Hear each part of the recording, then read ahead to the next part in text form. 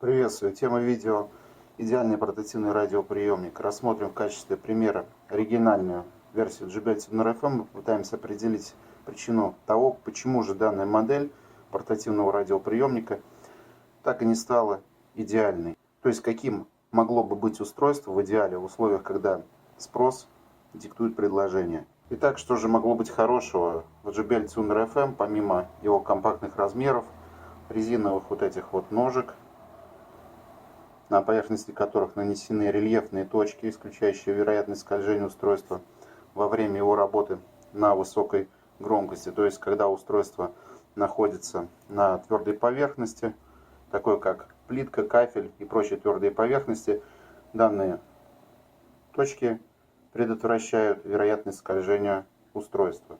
Это достойное решение инженеров и разработчиков компании JBL. Что могло быть в идеале по корпусу и внешнему виду?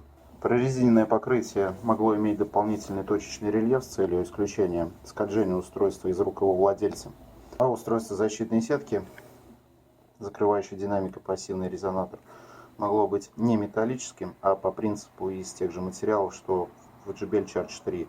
Потому что краска с металлической поверхности в результате эксплуатации отлетает, и это ухудшает внешний вид изделия.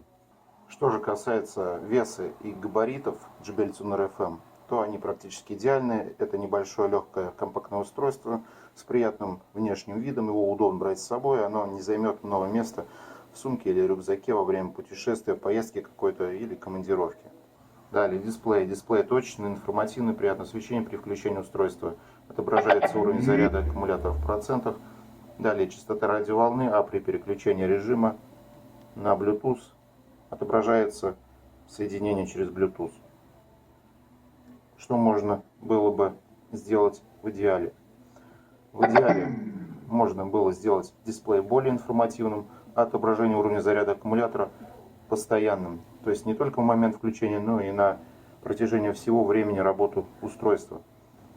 Также предоставить потребителю выбор двух режимов подсветки дисплея, к примеру, постоянная подсветка и режим авто, означающий отключение подсветки через 5-10 секунд бездействия.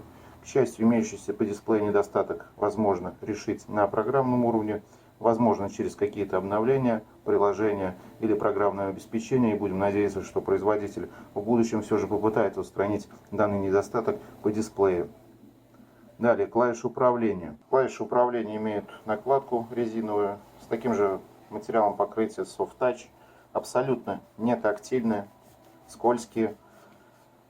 Подсветка клавиш при этом отсутствует. Что можно было бы сделать в идеале? В идеале начнем с клавиши включения. Ее бы можно было углубить на 1-2 мм с целью исключения случайного нажатия с последующим включением устройства, когда устройство находится в рюкзаке или в сумке. Дальше сами клавиши управления основные. Их бы можно бы сделать было с подсветкой, при этом использовать, к примеру, оптический или тепловой датчик, который бы активировал подсветку дисплея клавиш управления в момент приближения, к примеру, руки.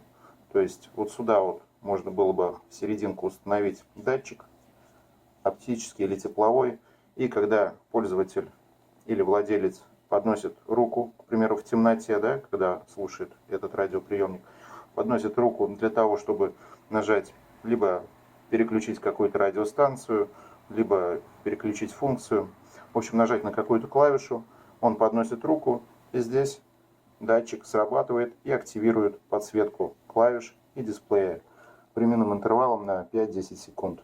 Клавиши FM и Bluetooth можно было бы объединить, поскольку Bluetooth это всего лишь функция, одна из многих, которые могут быть в портативном устройстве, и поэтому ихнего разделения не вижу смысла в этом. Поэтому могла бы быть просто одна клавиша под названием функции. По антенне в сложном положении на ее кончике отсутствует дополнительный фиксатор, что со временем эксплуатации приведет к ее разбалтыванию вот в этом месте, и она будет со временем мешать. Что можно было бы сделать в идеале для антенны? Для антенны можно было предусмотреть дополнительный фиксатор вот в этом, к примеру, месте. А конструкцию устройства самой антенны по принципу пенала с выдвижной крышкой, заглушкой или жалюзи, открытие-закрытие которых было бы фиксированным с целью исключить случайный сдвиг антенны в процессе транспортировки или переноски устройства, а также использование устройства в качестве колонки при соединении через Bluetooth. По разъему и защите устройства. После появления JBL Charge 3, Boombox Extreme 2, странно, почему производитель так и не сделал полноценную водозащитную заглушку для своего радиоприемника. В идеале разъемы могли бы быть под заглушкой, и в дополнение к основным функциям могли бы добавить хотя бы слот для карты памяти microSD или USB. Кто-то скажет, наличие такой возможности, как работа с внешними носителями информации, флеш-картами JBL, невозможно, поскольку JBL защищает авторские права.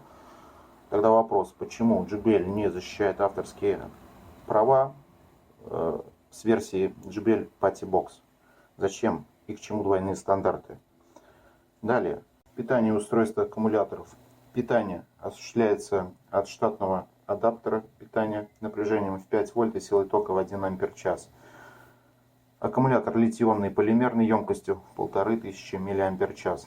Во время зарядки на дисплее отсутствует информация о том, насколько устройство заряжено. Демонстрируется лишь сам процесс зарядки. Также в период зарядки аккумулятора снижается качество сигнала радиоприемника, появляются шумы и помехи. Для этого включим JBL Tuner FM и настроим его на волну Business FM. Их можно тратить. Всегда есть так называемое кафе, какие-то при колониях, Пожалуйста, магазины. Люди очень могут хорошее, покупать продукты когда питания. устройство работает Единственный от вопрос, конечно, встроенного наличными это не должно было быть передано. Это только А теперь мы подключаем к этому официальная передача тюнеру денежных средств, зачисление их на Powerbank счет и пытаемся его зарядить. осужденного. На красную икру никак не купишь. Теоретически, если в магазине... Все, пошла зарядка, появились шумы и фон. Сейчас мы отключаем Powerbank. Дело в том, что сравнит ассортимент магазина при колонии и Цеповяза, сменю на его фото. Включаем заново Powerbank.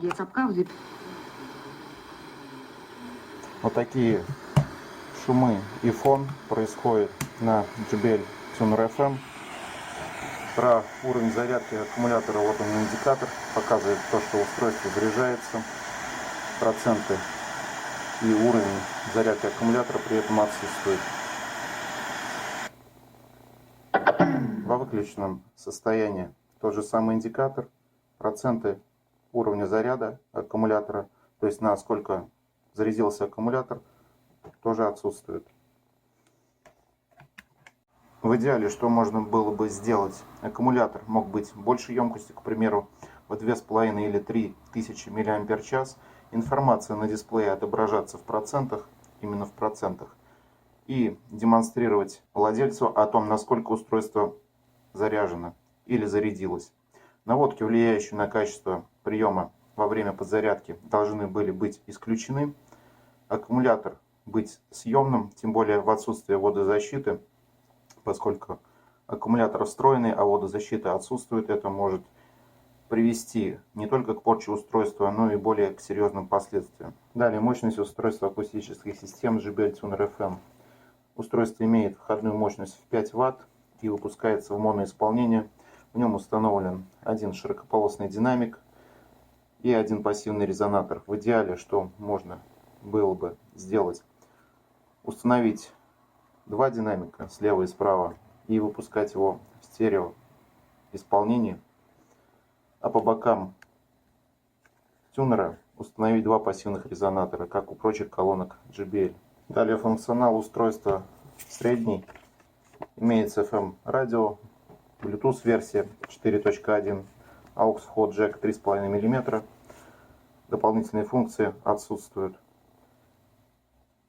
В идеале функционал мог быть более широким и практичным, рассчитанным именно на спрос, а не на оправдание о защите авторских прав с упором на маркетинг. В целом JBL Tuner FM это хорошее приобретение, чувствуется стиль, качество, ценные брендовые вещицы. А учитывая именитость бренда, вполне мог бы стать идеальным портативным радиоприемником. Иметь при этом высокий спрос и популярность. Но неведомые силы, возможно, мирового маркетинга так и не допустили этого. минуя законы рынка, где основная цель именно спрос, то есть получение прибыли.